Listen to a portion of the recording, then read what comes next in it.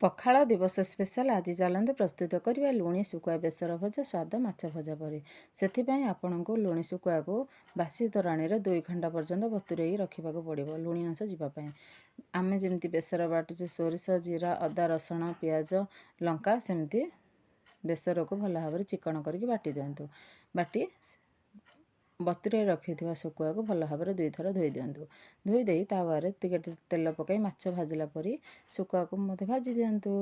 ଭାଜି ସାରିଲା ପରେ ସେହି ତାୱାରେ ସୋରିଷ ତେଲ ଦେଇ ବାଟି ରଖିଥିବା ବେସର, ସେଥିରେ ହଳଦୀ, ଲଙ୍କାଗୁଣ୍ଡ ଟିକେ ପକାଇ ଦିଅନ୍ତୁ।